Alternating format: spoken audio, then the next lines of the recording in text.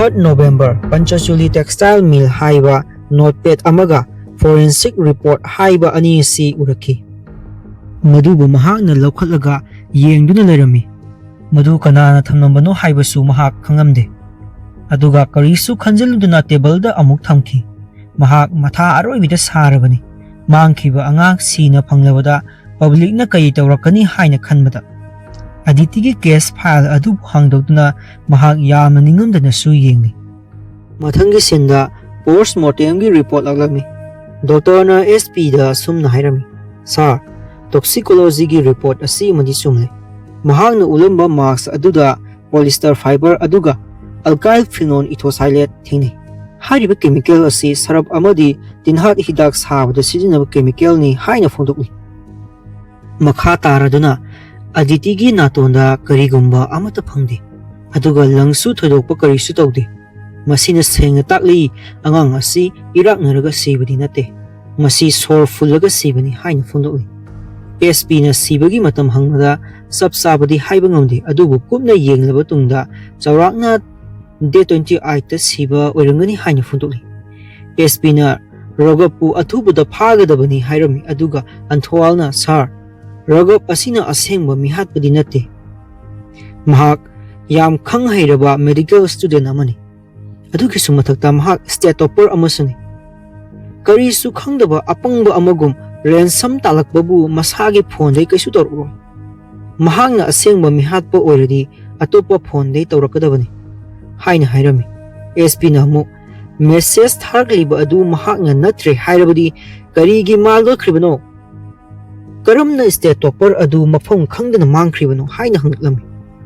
Atopo officer amana sir ragab ki CDMA phone adusu switch off lekre. Anthwalna pakhom pirai.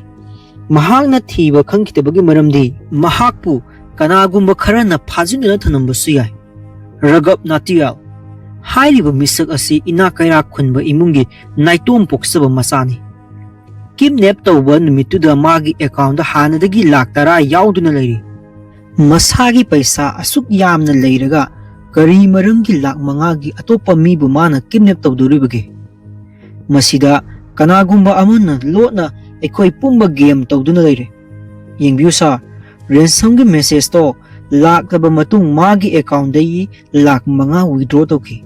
Kidnapper aduna demand tawriba amount adumak mahakna lokthokhribani. Aduga sar mahakna masigi number asida call tawi haina number amabu SP dudu uli. Mana si number asida call tawbase ahanba amadi aroibani. Number asi akhona thijinbada Monty Tomar koba drug dealer amagi mingda lei.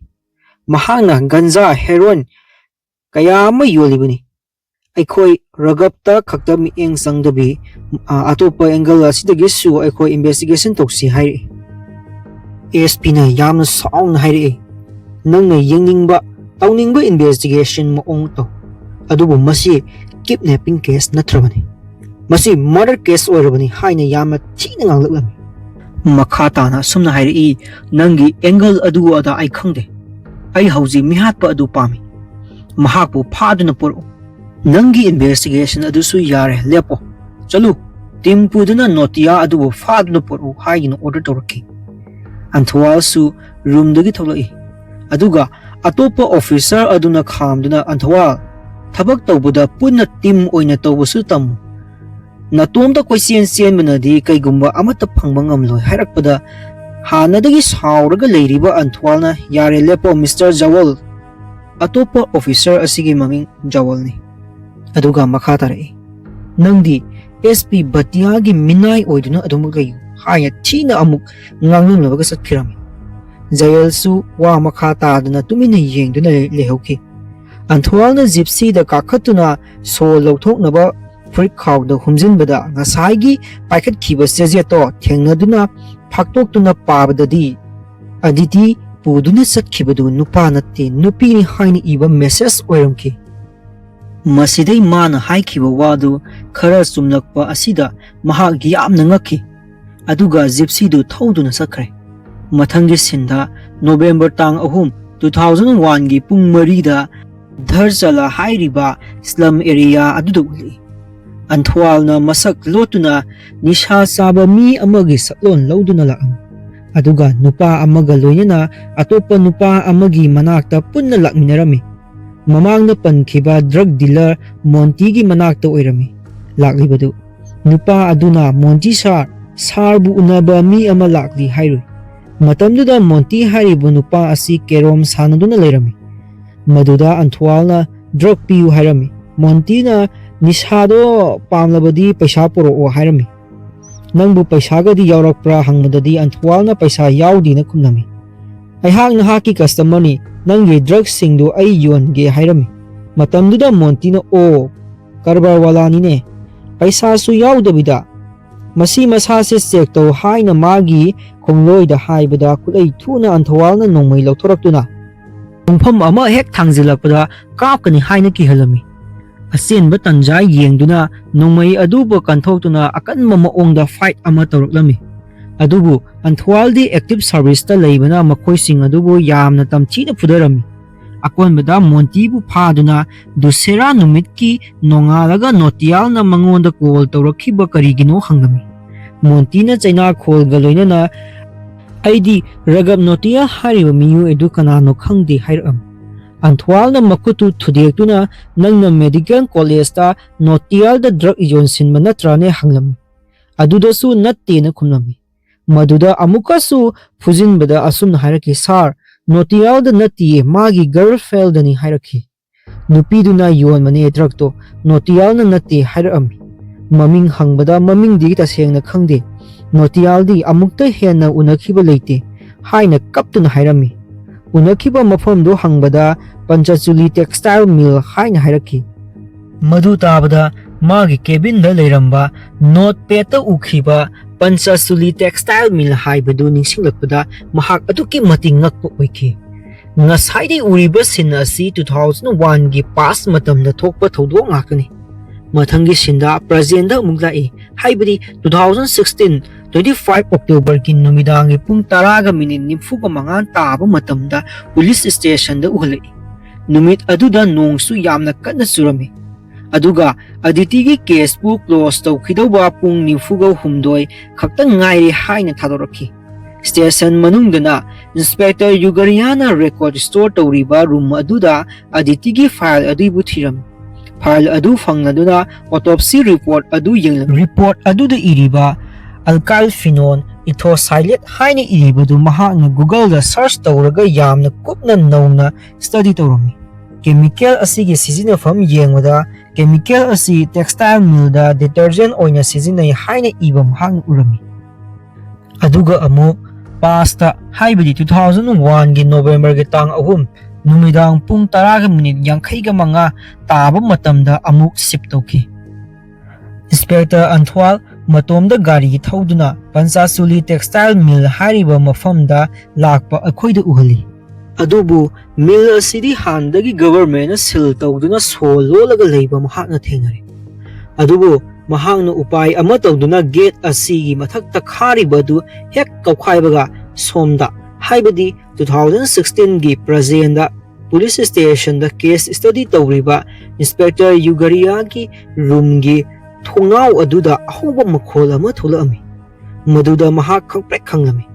Makhol adu thongnaw gi thongna adu nungsitna sitpadagi khappa oiramadagi mahakna sangduna thongnaw du thingjange changsinbadadi light sing adu khapaktuna mutkhirami. Matamduda pung 11:7 chatle haibadu aikhoida uhanbaga loinana pasta amuk lakami. Haibadi Anthwalna Panchachuli textile mill da changkhibutugi matang adudane. Inspector Anthwalna torch ama sizinaduna asum thirakpada khugul ama taribadu ubada khungul dugi matung ilakpada machine sing amadi chemical leribadu mahakna thengnakhi. Aduga presenta amuk sin sip tawraktuna Yugariana thongnaw du thingjele. Matamnida pung 11:10 chatle. Swai mateksi presenta amuk pasta amuk sin hongduna aikhoida uhanmani. DSP Bamika su athengba ahingsi phamduna kanagumba amabu ningsingduna ningba kaina leribadu uhali. Mahakka Anthwalga kaminakhiba photo adu yengduna lerami. ꯄꯥꯁꯀꯤ ꯃꯇꯝꯗ inspector ꯑꯟꯊꯋꯥꯜꯗ ꯀꯔꯤ ꯊꯧꯗꯣꯛ ꯊꯣꯛꯈ꯭ꯔꯦ ꯍꯥꯏꯕꯗꯤ ꯍꯧꯖꯤꯛ ꯐꯥꯎꯕ ꯎꯠꯇ꯭ꯔꯤ, ꯑꯗꯨꯕꯨ ꯀꯔꯤꯒꯨꯝꯕ ꯈꯔ ꯊꯣꯛꯂꯦ ꯍꯥꯏꯕꯗꯤ DSP ꯚꯃꯤꯀꯥꯅ ꯌꯨꯝ ꯄꯥꯟꯗꯕꯤ ꯂꯩꯔꯤꯕ ꯑꯃꯗꯤ ꯁꯤꯟꯁꯤꯗ ꯎꯔꯤꯕ ꯅꯤꯡꯕ ꯀꯥꯏꯕꯒꯤ ꯁꯛꯐꯝ ꯑꯁꯤꯅ ꯀꯩꯒꯨꯝꯕ ꯈꯔ ꯊꯣꯛꯈ꯭ꯔꯦ ꯍꯥꯏꯕꯗꯤ ꯈꯪꯕ ꯉꯝꯃꯤ꯫ ꯑꯗꯩ ꯑꯃꯨꯛ ꯄꯥꯁꯇ ꯂꯥꯛꯇꯨꯅ ꯑꯟꯊꯋꯥꯜꯅ ꯃꯤꯜ ꯃꯅꯨꯡꯗ ꯂꯩꯔꯤꯕ ꯁꯤꯜ ꯑꯗꯨꯗ ꯂꯥꯛꯇꯨꯅ ꯃꯍꯥꯛꯅ ꯑꯃꯝꯕꯗ ꯀꯔꯤꯒꯨꯝꯕ ꯈꯔ ꯊꯤꯔꯤꯕꯗꯨ ꯑꯃꯨꯛ ꯎꯍꯜꯂꯛꯏ꯫ ꯄ꯭ꯔꯖꯦꯟꯗꯁꯨ ꯃꯩ ꯃꯨꯠꯈꯤꯕ ꯑꯗꯨ ꯖꯦꯅꯦꯔꯦꯇꯔ ꯑꯣꯟ ꯇꯧꯔꯛꯑꯣꯅ ꯂꯥꯎꯔꯤ꯫ ꯄꯥꯁꯇꯅ ꯑꯃꯨꯛ ꯑꯟꯊꯋꯥꯜꯅ ꯑꯁꯨꯝ ꯂꯥꯛꯄꯗ ꯑꯗꯤꯇꯤꯅ ꯄꯥꯏꯈꯤꯕ ꯁꯥꯟꯅꯄꯣꯠ ꯑꯗꯨꯕꯨ ꯇꯥꯗꯨꯅ ꯂꯩꯔꯤꯕꯗꯨ ꯃꯍꯥꯛꯅ ꯊꯦꯡꯅꯔꯦ꯫ ꯃꯗꯨꯕꯨ ꯃꯍꯥꯛꯅ ꯈꯨꯝꯒꯠꯇꯨꯅ ꯌꯦꯡꯂꯤꯉꯩ ꯃꯥꯒꯤ ꯇꯨꯡꯗ ꯀꯅꯥꯒꯨꯝꯕ ꯑꯃ ꯆꯦꯟꯈꯤꯕꯗꯨ ꯃꯍꯥꯛꯅ ꯁꯥꯃꯤꯟ ꯑꯣꯏꯅ ꯐꯪꯗꯨꯅ ꯌꯦꯡꯊꯣꯔꯛꯄꯗꯗꯤ ꯀꯅꯥꯁꯨ ꯂꯩꯔꯝꯗꯦ꯫ ꯄ꯭ꯔꯖꯦꯟꯒꯤ ꯃꯇꯝꯗꯁꯨ DSP ꯚꯃꯤꯀꯥꯁꯨ ꯑꯗꯤꯇꯤꯒꯤ ꯀꯦꯁ ꯑꯁꯤꯕꯨ ꯃꯥꯁꯨ ꯀꯨꯞꯅ ꯁ꯭ꯇꯗꯤ ꯇꯧꯔꯤꯕꯗꯨ ꯎꯍꯜꯂꯤ꯫ ꯑꯗꯨꯒ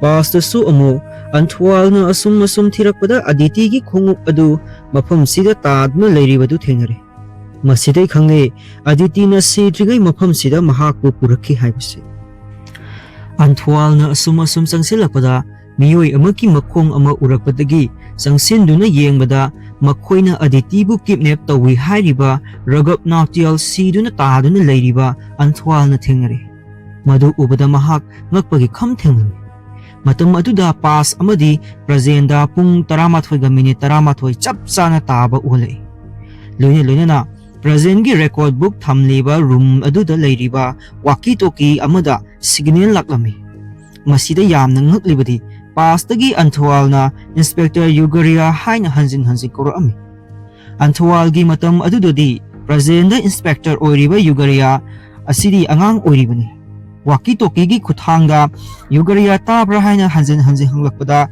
ꯌꯨꯒꯔꯤꯌꯥ ꯉꯛꯄꯅ ꯈꯝ ꯊꯦꯡꯂꯝꯃꯤ꯫ ꯑꯗꯩ ꯃꯈꯣꯜ ꯑꯁꯤꯒꯤ ꯈꯣꯡꯒꯨꯜ ꯂꯤꯔꯛꯄꯗ ꯂꯣꯛ ꯇꯧꯗꯨꯅ ꯊꯝꯂꯤꯕ ꯔꯨꯝ ꯑꯃꯗꯒꯤꯅꯤ ꯍꯥꯏꯕ ꯈꯪꯕ ꯉꯝꯂꯝꯃꯤ꯫ ꯈꯣꯡꯂꯩ ꯊꯨꯅ ꯁꯣ ꯂꯧꯗꯨꯅ ꯁꯣ ꯍꯥꯡꯂꯒ ꯌꯦꯡꯕꯗꯗꯤ ꯁꯤꯖꯤꯟꯅꯗ꯭ꯔꯕ ꯑꯔꯤꯕ ꯋꯥꯀꯤ ꯇꯣꯀꯤ ꯃꯔꯛꯇꯩꯅꯤ ꯍꯥꯏꯕ ꯈꯪꯕꯗꯒꯤ ꯑꯃꯨꯛꯀ ꯍꯦꯟꯅ ꯉꯛꯄ ꯍꯥꯏꯕꯗꯨ ꯑꯣꯏꯔꯦ꯫ ꯑꯃꯨꯛꯀꯁꯨ ꯏꯟꯁꯄꯦꯛꯇꯔ ꯌꯨꯒꯔꯤꯌꯥ ꯇꯥꯕ꯭ꯔꯥ, ꯑꯩ ꯏꯟꯁꯄꯦꯛꯇꯔ ꯑꯟꯊꯋꯥꯜꯅꯤ, ꯇꯥꯔꯗꯤ ꯄꯥꯎꯈꯨꯝ ꯄꯤꯔꯛꯑꯣ ꯍꯥꯏꯕꯗ ꯌꯨꯒꯔꯤꯌꯥꯅ ꯄꯥꯏꯈꯠꯄꯗ ꯄꯥꯁꯇꯩ ꯑꯟꯊꯋꯥꯜꯅ ꯌꯨꯒꯔꯤꯌꯥ ꯑꯩ ꯍꯧꯖꯤꯛ ꯄꯟꯆꯆꯨꯂꯤ ꯇꯦꯛꯁꯇꯥꯏꯜ ꯃꯤꯜꯗ ꯂꯩꯔꯤ, ꯅꯪꯅ ꯍꯥꯏꯈꯤꯕ ꯃꯐꯝꯗꯣ ꯍꯥꯏꯔꯛꯈꯤ꯫ ꯃꯁꯤꯅ ꯇꯥꯛꯄꯗꯤ ꯃꯥꯒꯤ ꯃꯣꯅꯤꯇꯔꯗ ꯅꯣꯠꯄꯦꯗꯇ ꯏꯔꯒ ꯅꯞꯄꯝꯕꯗꯨ ꯌꯨꯒꯔꯤꯌꯥꯅꯅꯤ ꯍꯥꯏꯕꯅꯤ꯫ ꯑꯗꯨꯕꯨ ꯃꯁꯤꯗ ꯆꯃꯝꯅꯔꯤꯕꯗꯤ ꯃꯇꯝꯗꯨꯗ ꯌꯨꯒꯔꯤꯌꯥ ꯑꯉꯥꯡ ꯑꯣꯏꯔꯤ꯫ ꯃꯁꯤꯗ ꯂꯥꯛꯂꯤꯕ ꯋꯥꯍꯪꯗꯤ ꯃꯇꯧ ꯀꯔꯝꯅ ꯊꯧꯗꯣꯛ ꯑꯁꯤ ꯑꯣꯏꯊꯣꯛꯀꯗꯧꯔꯤꯕꯅꯣ?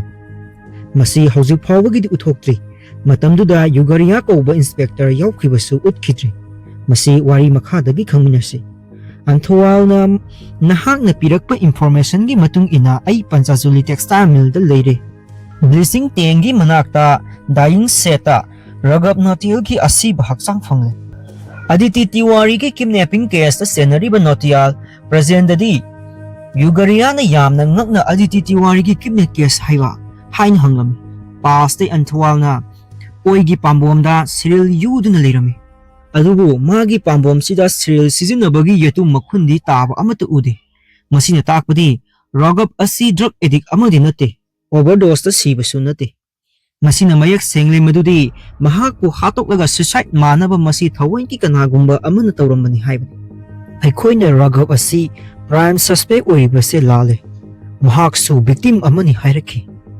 ꯄꯨꯝꯅꯃꯛ ꯑꯁꯤ ꯄ꯭ꯔꯖꯦꯟꯒꯤ ꯌꯨꯒꯔꯤꯌꯥꯅ ꯌꯥꯝꯅ ꯉꯛꯅ ꯇꯥꯗꯨꯅ ꯂꯩꯔꯤꯕꯅꯤ꯫ ꯄꯥꯁꯇꯩ ꯑꯟꯊꯋꯥꯜꯅ ꯃꯈꯥ ꯇꯥꯔꯛꯏ, ꯔꯒꯕꯅ ꯑꯗꯤꯇꯤꯕꯨ ꯀꯤꯗꯅꯦꯞ ꯇꯧꯕ ꯅꯠꯇꯦ, ꯑꯇꯣꯞꯄ ꯀꯅꯥꯒꯨꯝꯕ ꯑꯃꯅ ꯇꯧꯕꯅꯤ꯫ ꯌꯨꯒꯔꯤꯌꯥꯅ ꯆꯃꯝꯅꯅ ꯀꯔꯝꯕ ꯐꯦꯛꯇꯔꯤ ꯍꯥꯏꯕꯅꯣ ꯍꯥꯏꯅ ꯍꯪꯕꯗ ꯑꯟꯊꯋꯥꯜꯅ ꯇꯥꯗꯕꯤꯗ ꯃꯈꯥ ꯇꯥꯔꯛꯏ, ꯃꯤꯜꯁꯤꯒꯤ ꯃꯔꯝꯗ ꯍꯥꯏꯔꯛꯈꯤꯕꯗꯤ ꯅꯪꯅꯅꯤ꯫ ꯃꯁꯤ ꯇꯥꯕꯗ ꯌꯨꯒꯔꯤꯌꯥꯅ ꯌꯥꯝꯅ ꯉꯛꯅ ꯍꯥꯏꯔꯤ, ꯑꯩꯅ ꯍꯥꯏꯈꯤ ꯍꯥꯏꯕ?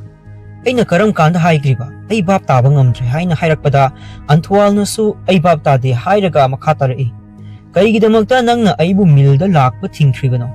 ꯍꯥꯏꯕ ꯋꯥꯍꯪ ꯑꯁꯤ ꯍꯪꯂꯛꯄꯗ ꯌꯨꯒꯔꯤꯌꯥꯅ ꯀꯔꯤꯅꯣ ꯑꯩꯗꯤ ꯀꯅꯥ ꯑꯃꯠꯇꯗ ꯑꯊꯤꯡꯕ ꯊꯝꯈꯤꯕ ꯂꯩꯇꯦꯅ ꯍꯥꯏꯕꯗ ꯃꯁꯛ ꯎꯠꯇꯕ ꯀꯅꯥꯒꯨꯝꯕ ꯃꯤꯁꯛ ꯑꯃꯅ ꯑꯟꯊꯋꯥꯜꯕꯨ ꯌꯣꯠꯆꯩꯅ ꯃꯀꯣꯛꯇ ꯀꯟꯊꯠꯇꯨꯅ ꯂꯣꯡꯅ ꯍꯥꯏꯊꯈꯤꯕꯗꯨ ꯎꯍꯜꯂꯛꯏ꯫ ꯄ꯭ꯔꯖꯦꯟꯗ ꯌꯨꯒꯔꯤꯌꯥꯅ ꯑꯉꯛꯄꯅ ꯊꯜꯂꯕ ꯃꯥꯏꯊꯣꯡꯒ ꯂꯣꯏꯅꯅ ꯐꯣꯟ ꯇꯧꯔꯛꯏꯁꯤ ꯀꯔꯝꯕ ꯕ꯭ꯔꯥꯟꯁꯇꯒꯤꯅꯣ ꯍꯥꯏꯅ ꯍꯪꯗꯨꯅ ꯅꯪꯅ ꯑꯩꯕꯨ ꯀꯔꯝꯅ ꯈꯪꯂꯤꯕꯅꯣ ꯍꯪꯂꯤꯉꯩ ꯄꯥꯎ ꯐꯥꯎꯅꯔꯤꯕ ꯑꯗꯨꯁꯨ ꯇꯠꯈ꯭ꯔꯦ꯫ ꯃꯨꯠꯂꯤꯕ ꯃꯩꯗꯨꯁꯨ ꯂꯥꯛꯂꯝꯃꯤ꯫ Mana walkie-talkie aduda hello hello haina kawiba maong aduda Officer Rawat na karino tawridubo karamba sangsarduduna nangna leiriduna paido iPhone nati sahi tara manga suraba walkie-talkie nine sizinaba yadrabani ne haibada Gyaarah fazana sizinaba yari hojikta pau phongnaramlibani yakhidre hairapda Officer Rawat na nang wakhal soiramane yenge piru o hairaga lawre aduga yengbadadi battery yaromdre masida Gyaarah ngakpagi kam thengre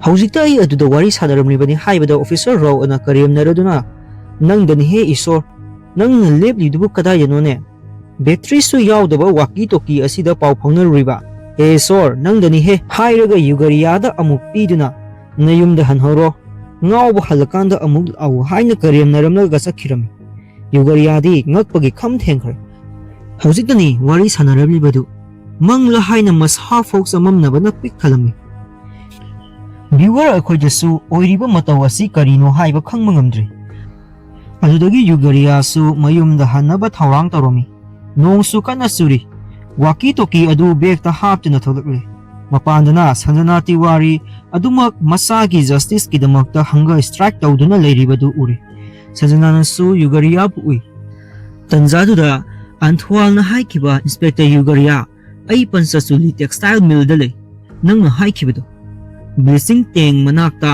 dying seta ragap siduna leire aditibu kidnap tawi hariba misakto masi ningsingduna wahai ama faw hairamdabi mahaki gari thauduna lakle mathangi sinda gari gi mechanics amana gari ama semba ulai phaklangdana anthwalgi photo su thetpa ulai nupa asi kanano haiba hojik fawgi di khanghanre mathangi sinda napina kupsillaba abandon oina leiraba pansachuli textile mill adubu ulai mafam asida Gyaarah mayumda handabi laklibani nongsu kanna churi gate mamangda leptana leiribani Officer Rawat na haikiba iPhone nate sahi tara manga suraba ariba phone sizinaba yadrabani battery su yaudana wari sariba haikiba adu ningsingduna hojik su maha gyan taba ngamdre thokliba thogdok asibu mangla taibangla maha kungaw ngawba haibadu oire pumnamak oiduna su karino haibadi khangdoklagi khanduna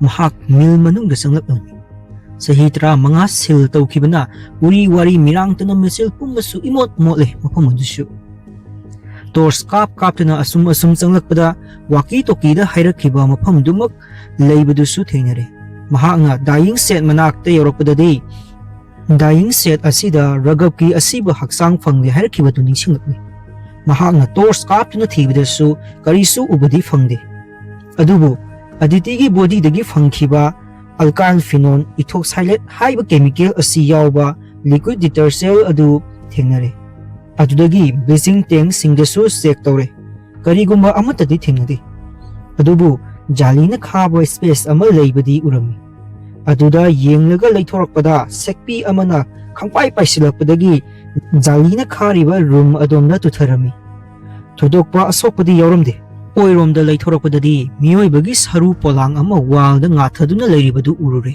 amamba mafamdada kanasu yaubasu nate madu urubadadi mahak kibna thak niknami phamnambadagi tapna haugalakuna mahak tapna tholakambadagi yamna kanna mapamna sentholaklami aduga so thabet honduna October gi date 26 ayuki pung 3 taba adu ulaklami aditigi murder case close tawgudaba pung humpuga mapan khakta ngaire haina thaduna Gyaarah web series asigi episode 1 sin asina loishinki hojik fawbuda aikhoina khangnim adudi numidangi pung 13 ga minute 13 hek chatpaga aribo walkie-talkie da anthwalna hairakpa pumba achummani madu manglan ama natti haibasi aduga watch mechanic ama faklangda anthwalgi photo thetpa ukhiba aduna kana episode 1 asida time travel gi concept amada puduna sali tasengna watch mechanic aduna